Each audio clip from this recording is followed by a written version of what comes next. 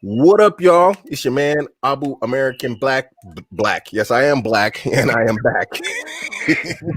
We're back for another episode of the Blockchain Brothers. Looks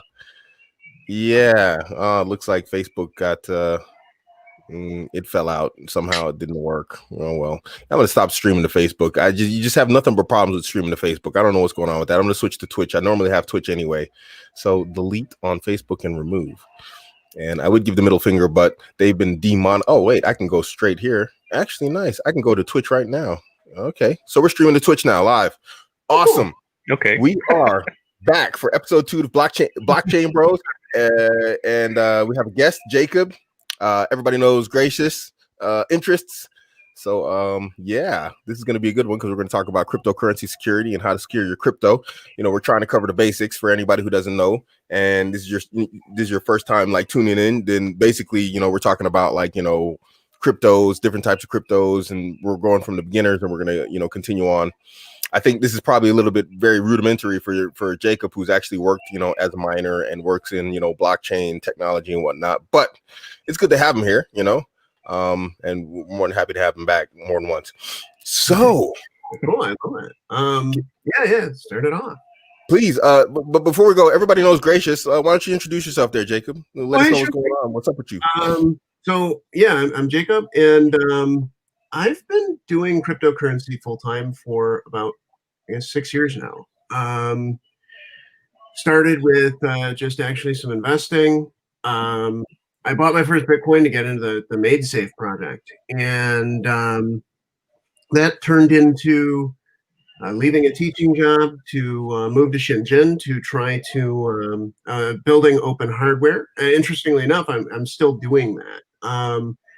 Currently, I'm one of the founders of Blurt. That's a open source social blogging platform. It's also a blockchain. I work with the systems, basically in kind of like product design and developer advocacy. And I'm also working at Tendermint on a project called Starport. And I think the common theme behind all this, right, is actually with all these projects, I'm actually creating like device images, so like Raspberry Pi images that allow you to run the chain. I mined for 2 years with Drone Energy as well, it was a fantastic opportunity. They assist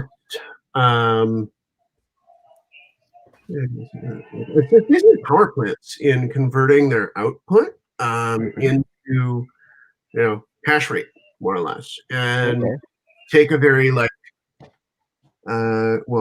total perspective on that. It's like, okay, so you've got a source of electricity and Bitcoin monetizes it directly, so let's pump it out. And I remain just sort of like a fascinated student of the space. I love learning all this new stuff and also getting to test these new ideas in practice. I don't think there's any other career field where like you can try so many new things and be constantly exposed to new ideas. It's really, I'm quite grateful for it. Sorry to jump in on you there, Gracious. But talking about new technology and security, since we're on the topic of security, I was actually quite surprised that you can now take your WordPress website and put it on blockchain. The only problem is like it's not compatible with SSL certifications. So, you can't actually you can, but it would be unwise to receive, or accept or send payments over it. But I was surprised. I didn't even know that was possible until last week, That's actually one of the bases of blockchain reality. It's nothing more than information being established, really. So you can actually store everything on blockchain, technically and theoretically speaking. Naturally, if the files are too great, well, it provides limitations. But in reality, a bit of handy programming and some good insights, you can practically do almost the impossible with blockchain. Well, not the impossible. It really is. Do a lot of stuff, actually. That's the thing, and I didn't realize that, like you said, you can do almost the impossible on blockchain when it comes to websites. Like, I didn't know this because if you host, let's say, cancel China, .cancel China. You can do that on blockchain. You don't have to have .com, .de, .co.uk. On blockchain, you can put whatever the heck you want. So that's one thing. And then the next thing, because it's hosted on blockchain, if you make cancel China .cancel China, China can't censor it. They literally can't censor it. So all these Chinese can go on cancel China.cancel China as much as China hates it. It's an amazing technology, you know. It's unbelievable, you know. Yeah, I mean, once it's on chain, cannot be removed. yeah, And it's just awesome. The anti-censorship potential of blockchain just exists like in so many different domains. And interesting, like it's also an economic pull. You know, I find that what you want to do is kind of move away from traditional web interfaces. That's actually why I'm working on this hardware. The hardware can serve the web page that you would access as a user. So if you are in a censored place, well, nobody ever sees that web traffic. It just, you know, it's encrypted session data. There's also like blockchain VPNs like Tachyon. That's another thing that I hack on in the vSystems ecosystem. You know, what can I say? That one's real effective. And yeah, there's huge future, I think, in applications. Although this year, you know, what I find, everybody's really hyped about DeFi, and maybe I'm not as much. I'm trying to learn it, actually. Yeah, I have to admit, I'm quite hyped about DeFi just because it brings about, well, financial services towards the blockchain. I know there are different projects. I believe one of the very first DeFi projects was from Bancor. I know I made an entry somewhere on my website about it. It actually laid down the foundations of decentralized finance, well, introduced it to the crypto market. Remains small, but I'm expecting, well, not this year because it's getting to an end, but towards 2021, really growing, much more applications, etc., etc. So, yeah, people are slowly waking up to the possibilities that are available, and well, introducing financial services towards the crypto market is really one of the very last steps for mass adoption of, well, different cryptocurrencies. Now, I'm also very happy to see Jacob, and well, with his introduction, that he's busy with a variety of projects, etc. By reason, one of the remarks I frequently make towards people asking me questions is like, well, you can do so much more with blockchain. Many companies are quite limited in their fantasy on how to, well, apply blockchain in their companies. Me, for example, I believe there was a thread somewhere that I made on Twitter. Me, myself, I'm an engineer in heating, ventilation, air conditioning, and renewables. And I said, well, blockchain can be used in order to further, well, a company's, what to say, or to register companies' sales, products, etc. By reason that you can say, well, look, on the blockchain, all information is stored. But with a little bit of creative programming, you can say, okay, first block is, for example, the sales.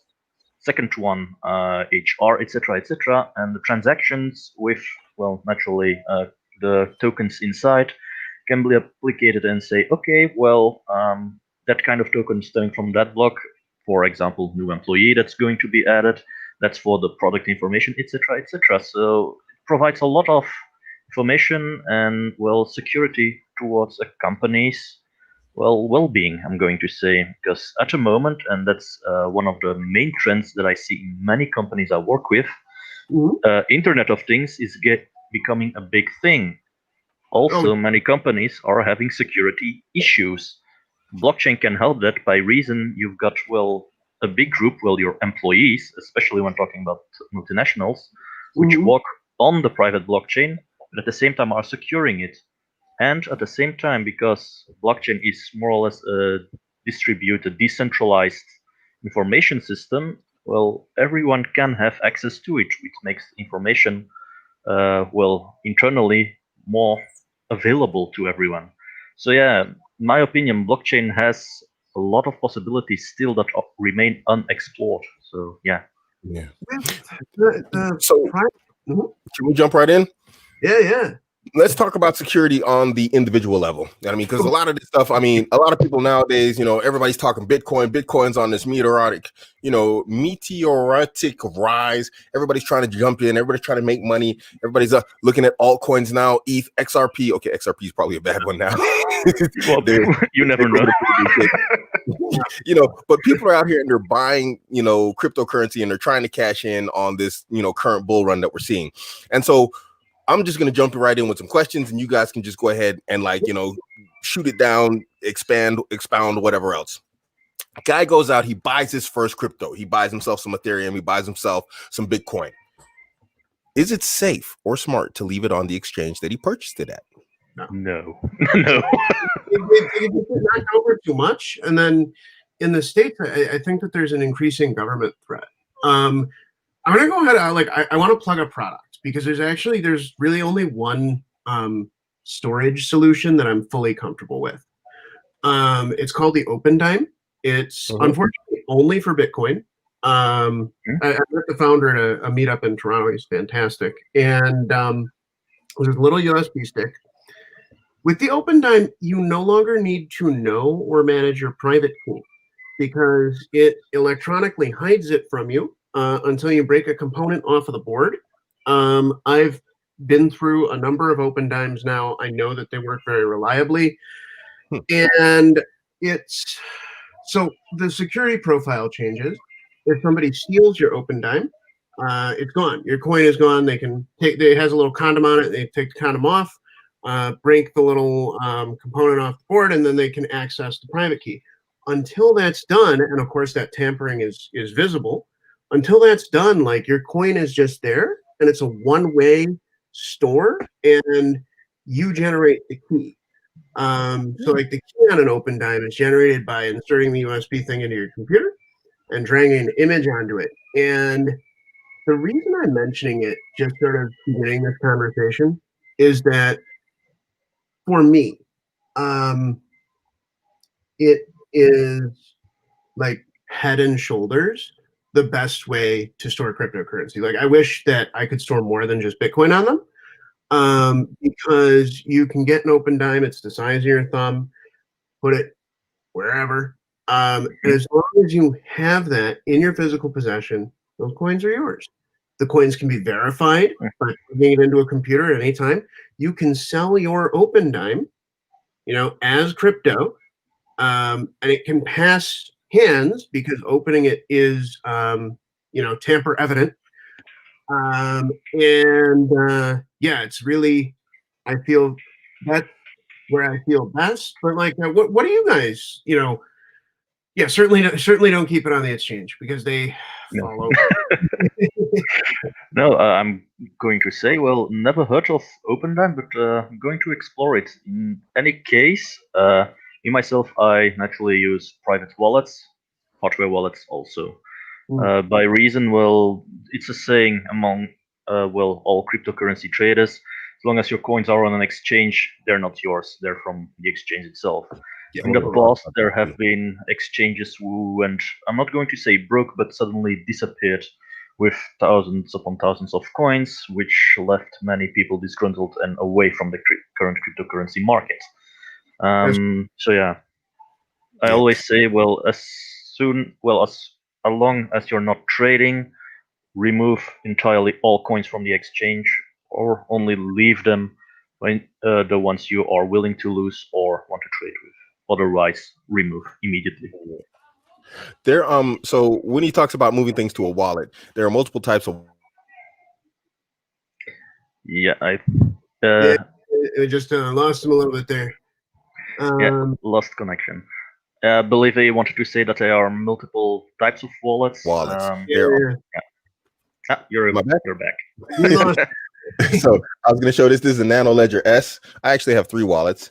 I have the Nano Ledger X, and I have the Trezor Model T. These are cold wallets, and basically now my crypto, I don't know, maybe you guys can correct me if I'm wrong, but basically my cryptocurrency is stored online, but it is encrypted through these devices, and you need your keys, 12 or 24 keys, in order to decrypt your wallet and gain access to your Bitcoin, your cryptocurrency, whatever it is. Now, people might think, what happens if I lose this thing? It gets destroyed. You can recover it as long as you keep and maintain your cold wallet keys. That's correct. You know, the 12 or 24. I use a 24 key one, and in order to protect it from ever disappearing, I have this. This is called Crypto Steel. And although I can't show you my keys or whatnot, what it does is inside of here, it opens up, and then you keep your keys, your words inside of here. Smash. It's obviously like fireproof, you know, can't be destroyed. You can put a lock through it. Obviously, someone can cut the lock, but you know, it's just for basic security. So this is the primary option I personally, as a miner, use for my cryptocurrency. It mines to my wallets, you know, because I mine different cryptocurrencies, and so you know, I don't keep it all on one wallet. Although my favorite wallet, I have to say, is the Model T from Trezor. That's not an endorsement. I'm not telling you to go out and buy one, but it's just my personal favorite. No, So that's one way. Yeah, I've got also my own hardware wallets. Now that you mentioned your wallets, especially the ones with Ledger, I'm pretty sure there will be people starting to complain as soon as they saw this live broadcast due to the recent hack with Ledger. Of that, I just want to share all your wallets are still safe because they did not capture the private keys. The hack implied that they only got your customer information. So the only thing they know is that you own Bitcoin or cryptocurrency, but they do not know how much. Well, they know that you own it, yeah, and they also know where you live. I consider that a grave personal security risk. Actually, I'm not an active user of like Ledger or Trezor. I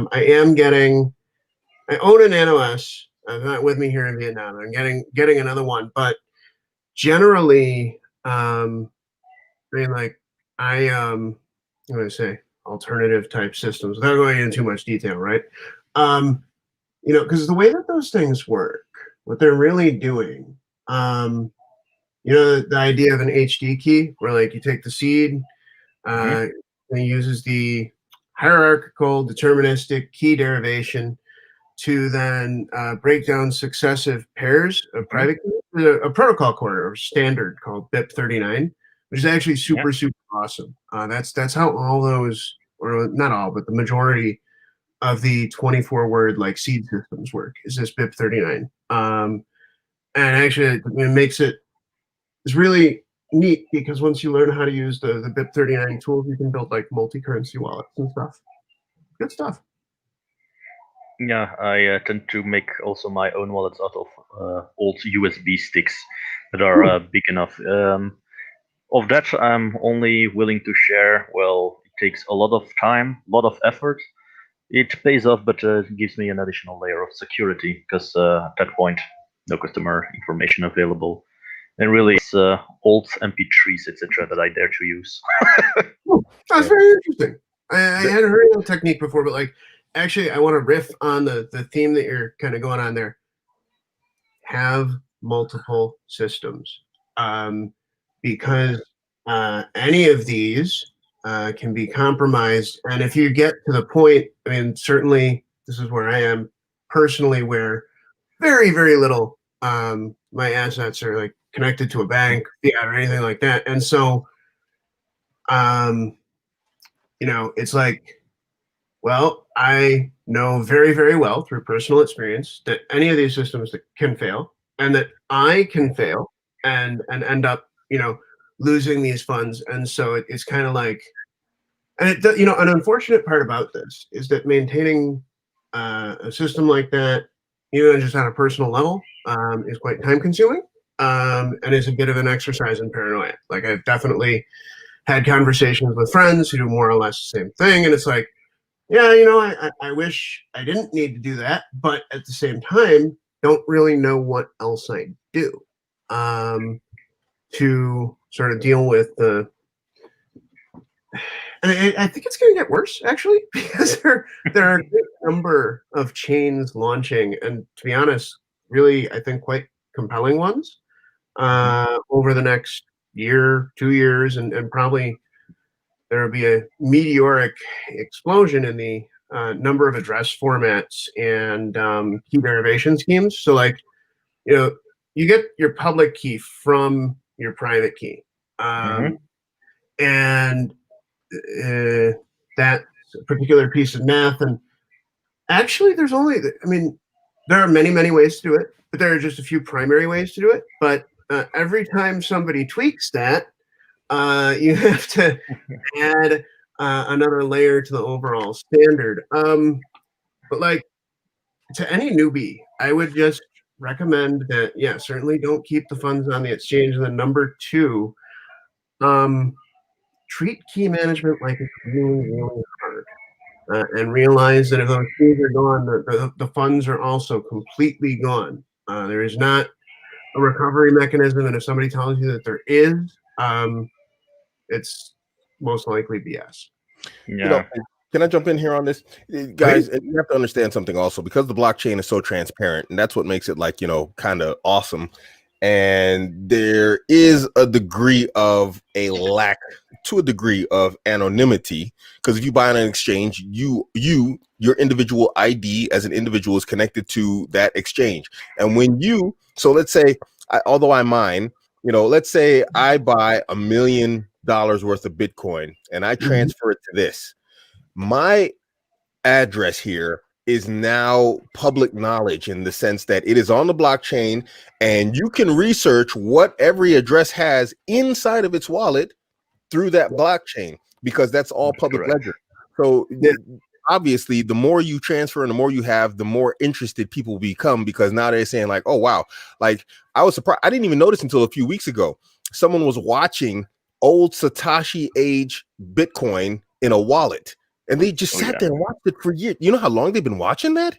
And when a whole crap ton of that moved, millions recently, it stayed there for like since the beginning of Bitcoin. And it just recently moved. Everybody was talking about it. Like, several million, has just recently moved out of this wallet. So that means people are watching wallets with large funds inside of them. So securing your keys and everything and making sure that stays safe, guys, this is just as critical as watching out for your PIN number on your credit card, if not more, because a lot of people are now using Bitcoin as a store of their own value because of the tanking dollars and fiat currencies. They're using this as a way to store the value of their money.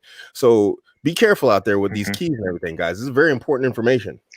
Yeah, that's also one of the reasons why I frequently advise to distribute all your Bitcoin funds over multiple wallets, so that it cannot be pinpointed towards one person. Reason thereof, well, it's a good move. The reason thereof, well, as Abuamerican said, it is a public ledger. Everything can be traced. The only information not available is your identity. That's it.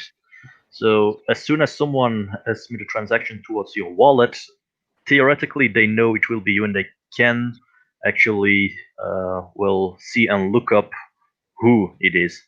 And I'd like to just jump in there, if you don't mind. Jacob was mentioning this earlier. The biggest threat in this particular regard is the government, and this is the threat when exchanges start working with government. Because the moment an exchange gives up your information and they connect your wallet to your name, do you see? Now they know how much money you have in that wallet in general, because even if let's say you buy from an exchange and then you do peer-to-peer transactions, or you meet someone on the street, you give him a stack of cash and then he transfers it right in front of you to your wallet. It doesn't matter. Now they know they can view what's in that wallet, and that makes you taxable, in a sense, if that's what they choose to do. So, so that's like an industry at this point. There's this company, Chainalysis. They specialize in it. And just because of the way, like you said, fully transparent. So Bitcoin gets mined. From the time that it's mined, that it came into existence, it moves around, and every single step remains on the ledger, and the ledger is completely public. And really, efforts to make it more private haven't really worked out. And so, I guess what I'd say to people on this is to just you want mining is incredible for this. Okay, if you don't want to have your name on a coin, invest in some GPUs or some ASICs, electricity, and of course, Bitcoin mining specifically these days is super capital intensive. Like Abuamerican was, I think he and I first started talking crypto because he's mining ETC and trying to kind of grow that out. But yeah, like that is a way to get fresh coins that are not associated with your identity.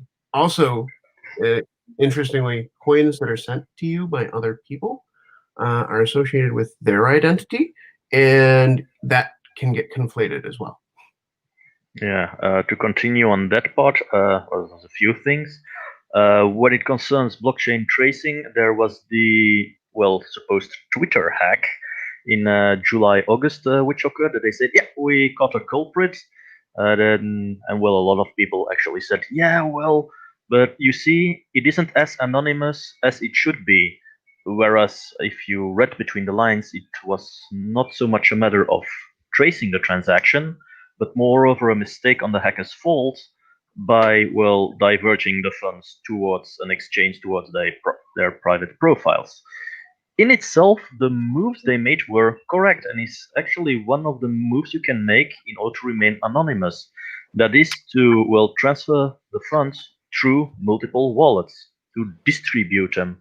And the only mistake made is by, well, in the end, eventually, everything getting back towards an exchange towards I believe it was 2 or 3 culprits. If they were as smart to leave it on chain, they wouldn't have been caught. Also, when it comes to security, and that's actually an important part, it's something that I honestly have to say. It's something I discovered only 2 or 3 months ago, but there are hacktivists at the moment actively trying to break Bitcoin wallets, which is possible. However, the time it takes and the amount of hashing power needed is tremendous. Now, there are certain wallets which have been cracked, but how to say, well, undisputedly cracked, so they got the funds. However, it was during a sort of hacktivist race. It was the owner of the wallet who said, yeah, well, we're going to aid you, and I believe it was each week or each month or something, I'm going to give away 1 word of the private key. Yeah. I believe they ended at private, well, ward number 7 or 8 or something. Then finally, after 22 hours of pure hashing power of multiple GPU miners, well, focused on that part, they finally managed to crack open the wallet. It was believed after 91 or 92% of the total amount of possibilities that went through it finally opened. So yeah, it was madness, and I believe it didn't even recuperate the gains from the Bitcoin that was stored in the wallet. That amount of money was thrown at it. I feel like as the amount of value stored in these systems goes up, the amount of effort that's put into these attacks will also go up. Interestingly, this creates a positive cycle. This is a good thing because the end result is more secure systems. Trying to break that that public-private key association, or I mean, really, I think that the biggest threat, Bitcoin-wise, right, is not actually really the brute force part of it, but like if a flaw could be found and then exploited, well, you could essentially break the entire chain by moving stuff around. But one of the interesting aspects about Bitcoin, I should mention this, one of the reasons I really, really love Bitcoin is its sheer simplicity. So it makes it every 10 minutes. Those blocks are fixed. There's lots and lots of nodes. And because of that, so suppose somebody does go and break Bitcoin, right? The Bitcoin community figures that out. Okay, so now we're going to choose a block. It's actually just how we launched Flirt. We chose a Steam block and scraped the state and started a new chain. So like even if one of the primary, algorithms for say like signing transactions in Bitcoin were compromised, you can switch to another one with relative ease. Be a pain in the ass, but very, very doable. Yeah. Let's go back to security real quick for the average guy. So the average guy, he let's talk about owning crypto, because like you said, if you can't move the crypto, is it truly yours? And I have a case that was presented to me recently Gracious, you know about it. I hit you up immediately about it the moment it came to me. I don't know if you heard about this, Jacob. Yeah. But basically, what happened was, and this is something to look at when you guys go on an exchange. Can you transfer the crypto to your own wallet? Now, as we know, PayPal got into the cryptocurrency industry.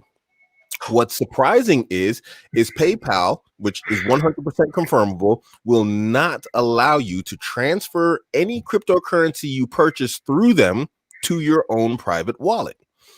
So the question stands, is that truly your cryptocurrency? Yeah, I love Jacob's immediate reaction when he heard PayPal.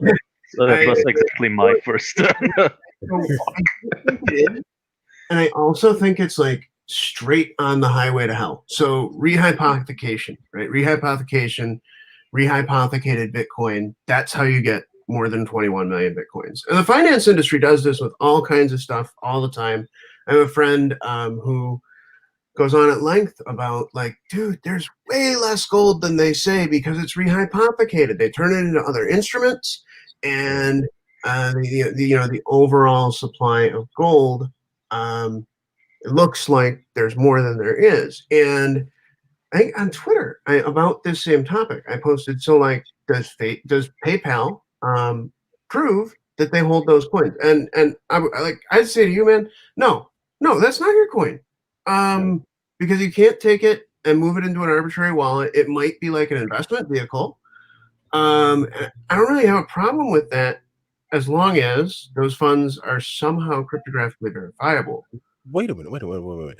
Do they even prove that they actually have those coin in their possession? Does PayPal even prove that they literally have the actual? No. Because basically, if they can't prove, or if they do not prove that they have the coins in their possession, what's the difference between fiat currency and fractional reserve banking?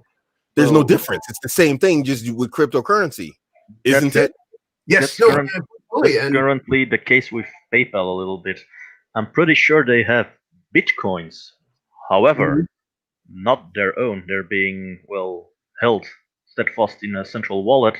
And much like an exchange will say, okay, that person or that email address owns that part of the coins, but haven't fully developed the algorithm to say you cannot transfer or receive. They remain locked. So, in a certain sense, they are running a semi-legal scam, brutally said. And from what I'm certain of, is that they are actually currently holding the Bitcoin, trading it slightly upwards to have more funds to buy in a bigger amount. And as soon as they let out the news that, okay, we can now transfer and send and receive Bitcoins on the platform, that the infrastructure is legally there to function as an exchange, at that point it will become possible. And that's one of the things I sent to you in private message. Right. I said, look, here in this picture they say, at the moment it's possible to buy, but not possible to send and receive. And they give the impression of, we are starting our own funds, so they're actually making up their reserves. And after a certain time, as soon as they have the necessary reserves or enough value in store, they can actually go public and say, okay, we now can use Bitcoin. Because that's one of the things that I find weird, that at the moment people can actually buy Bitcoin on the platform, but in the news somewhere October, November, they said, it will be fully developed somewhere 2021. So I'm pretty sure at the moment they're actually buying in, but not making it available to the general public. They're actually financing their own reserves. So let me segue into another question. Would you recommend purchasing cryptocurrency from PayPal with these current rules? I see PayPal as something great for mass adaptation, but currently I wouldn't trust it for a single dime. No way. I advise very against it. What's your opinion, Jacob? All right. So one, fully agreed with you. Very advise against it. Two, if they were to do this in a super transparent way, which it doesn't seem like they're doing, it wouldn't be so bad. So like if they were like, okay, so we have this platform where you can buy these like pegs, and say like, okay, Flirt, that social chain I'm involved in, we have a peg token on the Ethereum blockchain. So it can be traded on Uniswap, right? So you look up WBLRT and that allows it to be traded. Now, if PayPal were doing that, it were highly transparent and they were very, very clear that like, look, no, you're never going to be able to access the real asset, but you can speculate here. I mean, that's all right. But the trouble is, I feel that like the way that this stuff is set up, these larger companies are using their outsized regulatory advantage, two, kind of like shoehorning in their brand. Oh, you can trust us and all this stuff. And it does not seem highly transparent. It does seem like they're saying you can buy Bitcoin on PayPal. And in my opinion, if you can't move it off of PayPal, you haven't bought Bitcoin. You bought like, I don't know, like a thing that allows you to track the price of Bitcoin and get back to dollars, which isn't so bad, but don't call it Bitcoin.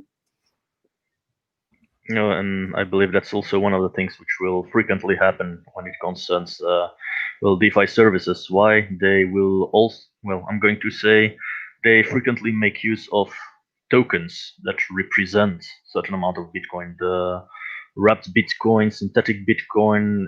Well, in one of my courses, I explain in detail, do a full-on analysis just to explain how DeFi will work. And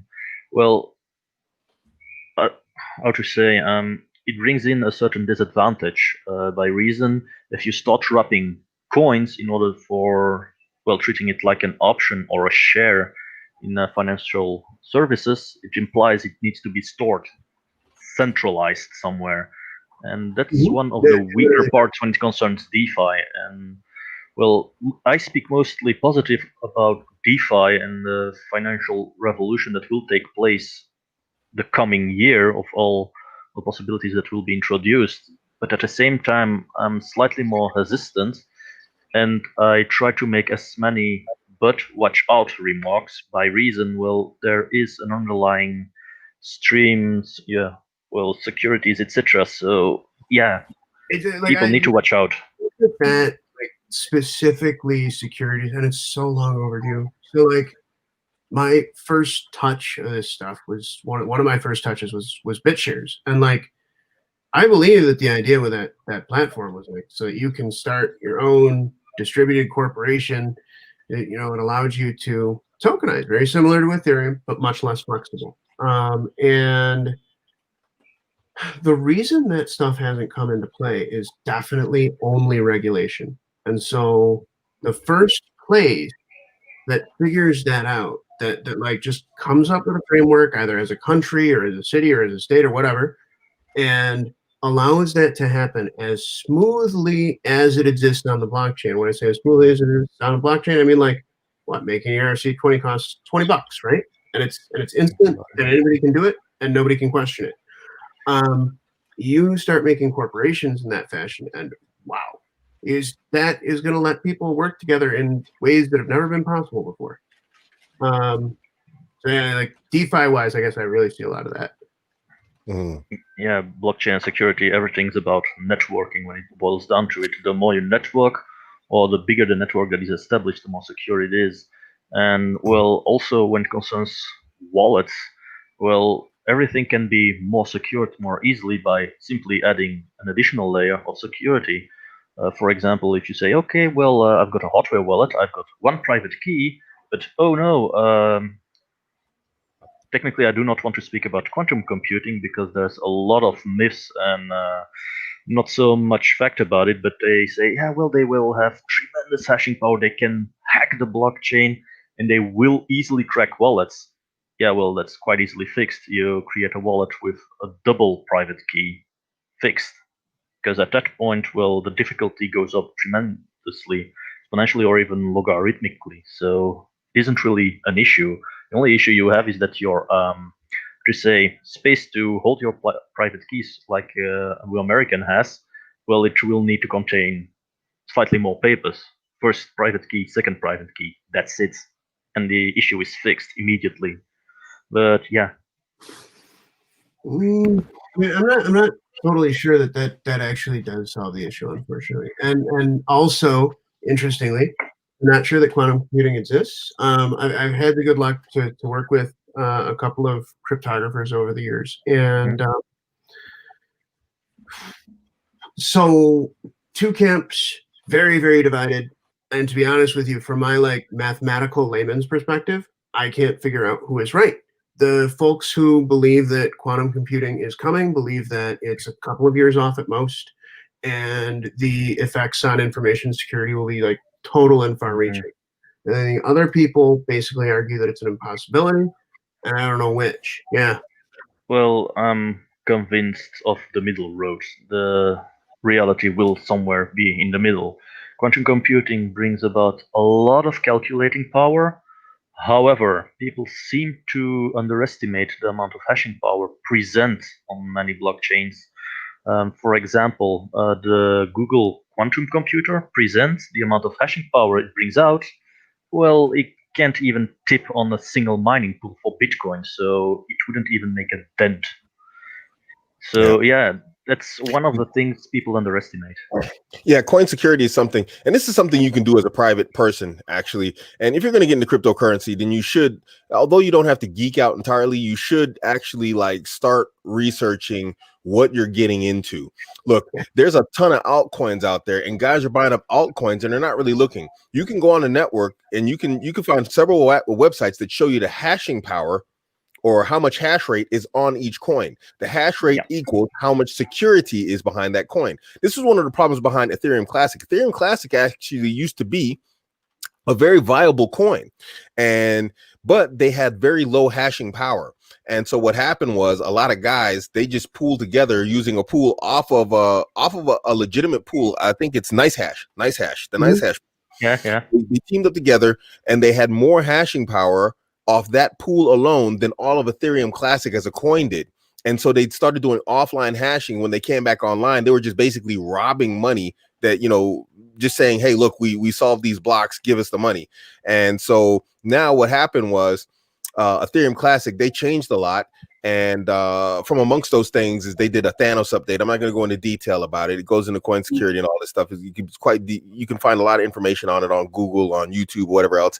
But also the DAG file, how large the information that a GPU or a miner needs in order to actually, go into the encryption process and verifying blocks and breaking down blocks. They lowered it so that smaller cards like 2 GB, 3 GB graphics cards can actually still mine and verify those blocks. And so what happened was they exponentially increased how much hashing rate and hashing power is on the Ethereum Classic chain. And so now attacking Ethereum Classic like they did like 3 years ago, it's nearly impossible. If you do it, it would be so not worth it. It'd be more worth it to directly hash and mine directly than it would to actually try and break and rob the chain. So look at how much hashing power is behind the altcoins that you're actually going to go and purchase, because coins that have a weak or low hashing power, or their staking is like poor setup or low rates, dude, it's viable it's open to an attack. Just because it's blockchain doesn't mean that there's not risks in terms of like what's out there. There's a ton of risk, and you're so right. I wanted to since we're kind of talking security for noobs, I did want to kind of get into economic security from the perspective of rug pulls, scams, or just low quality stuff, and kind of how to identify it. So, all right, suppose you're totally fresh, right? You're going to go out, you're going to buy, say, a quarter Bitcoin. Okay, you bought a quarter Bitcoin. Okay, now I'm hungry for some alts. That's cool. I don't know. I think there's fantastic things being done in altcoins, and that a lot of the applications being pursued are awesome. There's also a ton of bullshit. And so, all right, you as the noob investor,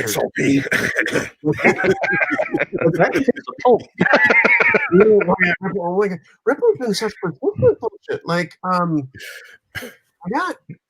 I'll tell you guys this story. In 2015, I was asked to leave a Ripple event in Saigon because I kept saying, well, I don't think it works like that, and you shouldn't need politicians to launch a cryptocurrency and other stuff. Like, can you go?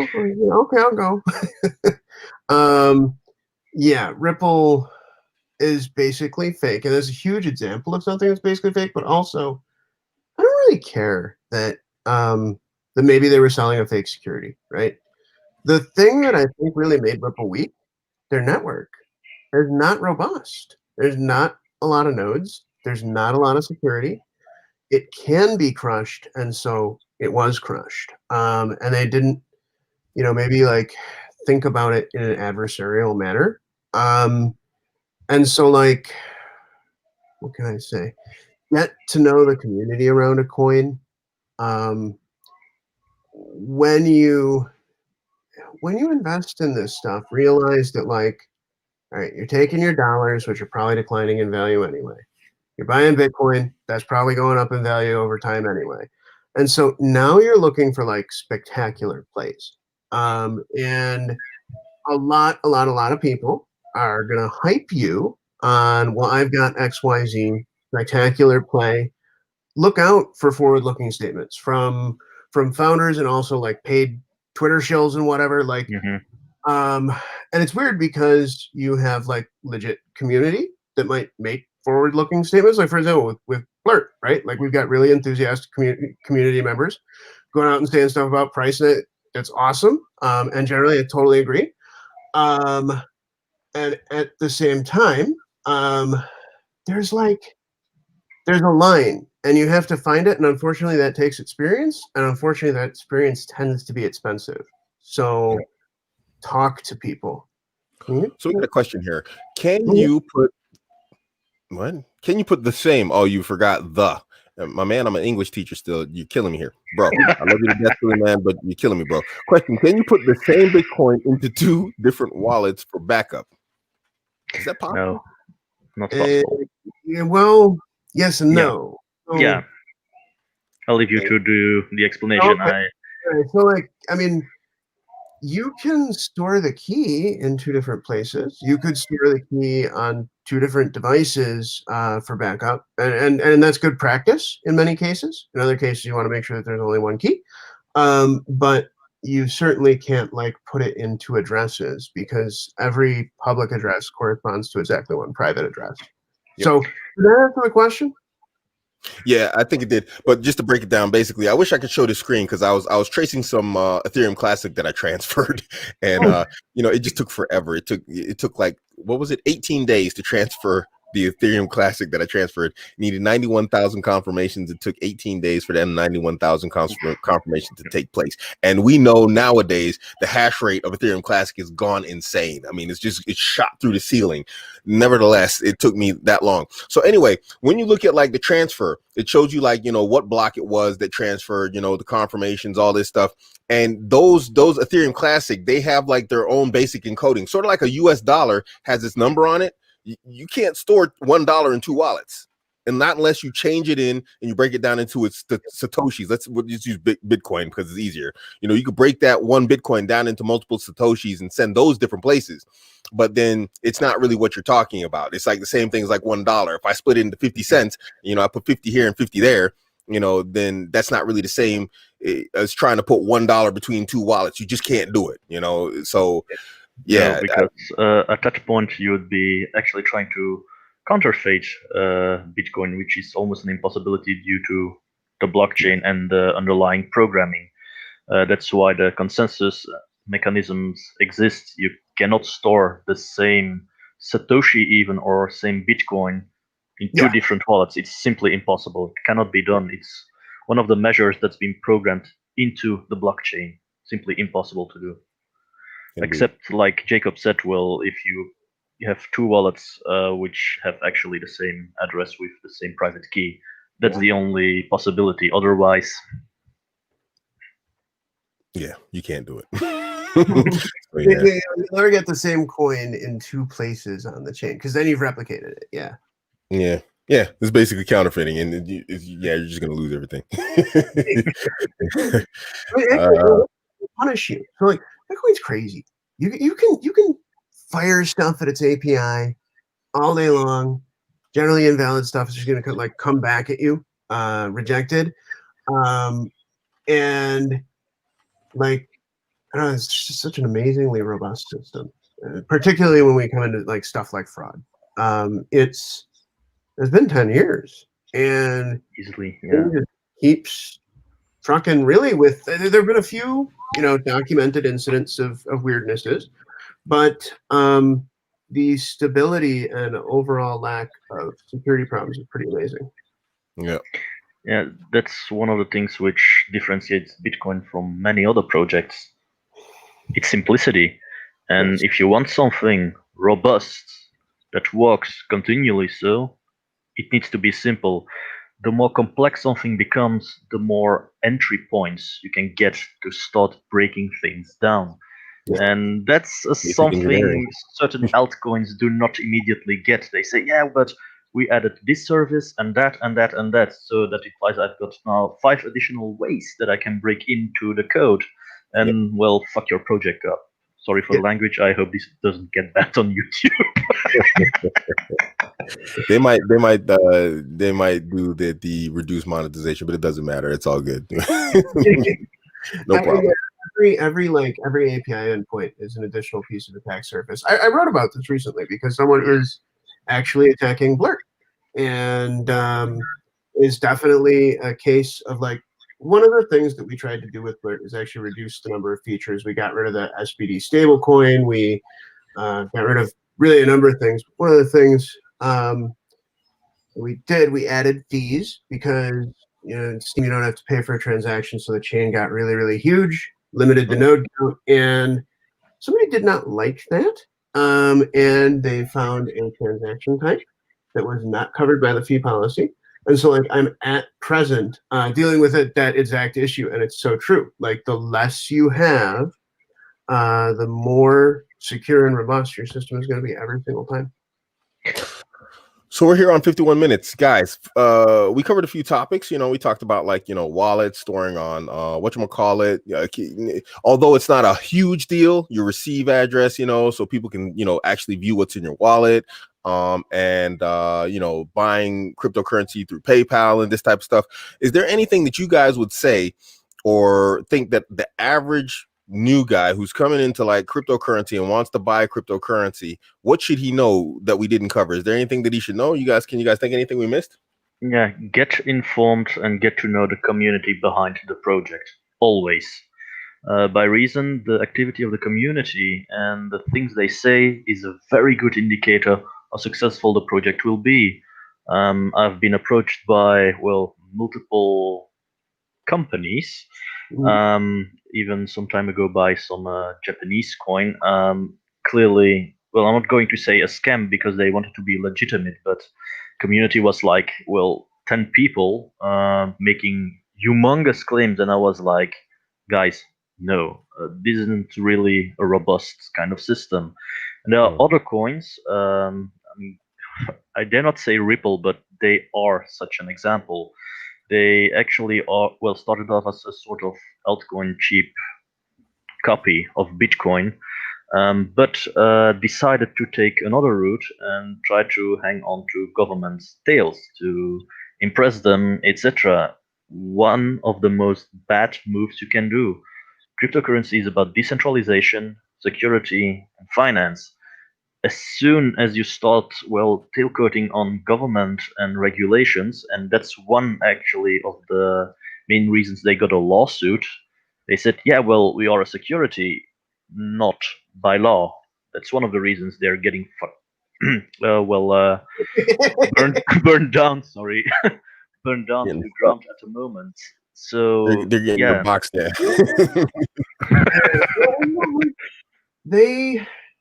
I feel like they made a lot of lies about the architecture as well. It was just not really decentralized. Don't really think there was much effort to do decentralization there. Although I'm going to throw in a little political thing. So personally, my belief is that if Jimmy wants to make a thing, a widget, and then securitize his widget, sell it all over the world, I don't think the government should have any role in that, and that people will very rapidly learn to disambiguate scam from not scam, and at the current the nexus of government, securities exchanges, crypto exchanges, what it's actually doing is providing a veneer of legitimacy to a lot of projects, say like Ripple, that don't really deserve that veneer of legitimacy. It's like, oh, yeah, And Yeah, guys, it's don't, the don't feel bad. I was cool too. I mean, I was really impressed at first, and then I started, and I consider myself a person who spends a lot of time researching crypto, looking into it, and all this type of stuff. I mean, they got me at first, and then I was just like, oh, these scams. yeah. Well, I'm not saying I it's a was scam, but it also just really is like, I yeah. was also approached by them, but I immediately said, "Yeah, well, can I have access towards white papers and have a little look at the community?" And it only took me about 1 hour of reading, and I immediately built out. And I said, "Not something I'm going to invest in or to Yeah. hold in my wallet." So that's one of the reasons that I say always read the technical paper, or well, someone like me who makes entries about it gives an analysis that you can more easily spot the weak points where they will fail, etc., etc. And that's also one of my greatest advices. Like I said before, check out the community. If it's always the same 10 people, well, making claims and doing the marketing, do not trust it. A good community like the one of Ethereum blockchain, it's easily hundreds of thousands of users make use of it. It's an active community.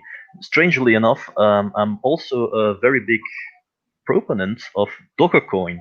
I know it's well, Dogecoin, Dr. the Like to run Dogecoin, that yeah, the coin that Elon Musk lately advertised a little bit. Oh, Dogecoin. Yeah, Yeah, but Yeah, okay. everybody honestly, will call it Dogecoin. it Yeah. isn't really a high value coin, but it takes a special place in my heart for the very reason it is a low value coin with a very active community. It is one of the best coins to get invested into cryptocurrency, to learn the ropes, to learn to start trading and investing, how the market moves, etc., etc. If it's the one advice I have to give to beginning traders, do not immediately invest in Bitcoin.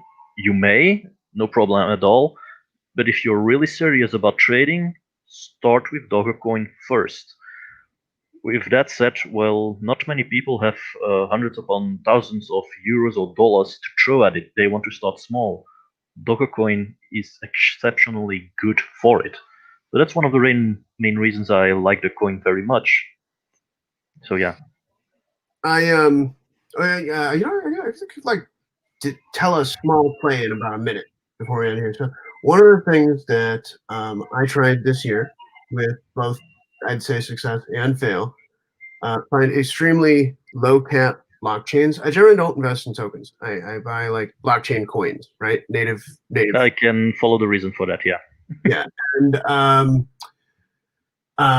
basically you find a really depressed one, and if you know how to promote it, how to build the community a bit, how to maybe get it listed on an exchange, they can go really well. So that is like a strategy that you can find. But like you said, and this is so crucial, you need to know the community. You need to know the people are going to work with you on it. You can't really just like buy your way in to a project. Doesn't really. I mean, you can, of course, because you'll own the coins, but that doesn't mean that they're going to jibe with you necessarily. So learn about that and then try to figure out like the future trajectory. One other thing I would say that the best projects these days are not really focusing so much on a lengthy white paper and can summarize the whole thing in one page. And then there's also technical documentation behind that. That's correct. Also, you mentioned something very specific, something I'd like to point out, but tend to forget about to mention towards everyone. And that's when you said, yeah, I invest in coins only, which is a very good move. By reason, well, you need to understand the definition between coin and a token. Token is a placeholder for value. So, not as good as an investment if you start out. Real value is always to be found with the coin itself. Bitcoin, Dogecoin, Ethereum coin, and there are actually a lot of tokens, and I dare say Tether, for example, is factually a token. And one of the reasons that I say do not invest in that kind of Well, in that one, by reason, yes, it has a certain advantage of being a decent placeholder to transfer immediately your dollars towards a Bitcoin, but do not invest to hold for a variety of reasons, but the main one being it is in all reality a token which is present on multiple blockchains. And just by that information alone, well, the alarms should start sounding because it implies there's mechanisms and complexity behind it, which doesn't make it as reliable as a real coin. Yeah, that's my little rant. We're at an hour. We're going to throw in the show here. Jacob, thanks for coming on. Hey, thank you. It was great. Great Blockchain time. Bros will be back next week on Sunday, same time. We will. Yeah. I'm going to go ahead and post the show, but we're going to come up with a topic. We don't know what we're going to discuss, until we talk about it in private chat. But we will be here next week, same time, inshallah. Guys, thanks for tuning in. If you have a topic that you want to see, make sure to let me know. Hit me, hit Gracious up. If you want to see a guest on, hit us up. I got a lot of people to bring on, but for sure, if you hit us up on private chat or whatnot on Twitter, then we will do our best to address your topic that you have, especially if it's a good one. And thanks for tuning in, guys. We'll see you episode 3. We're out. Catch you guys later.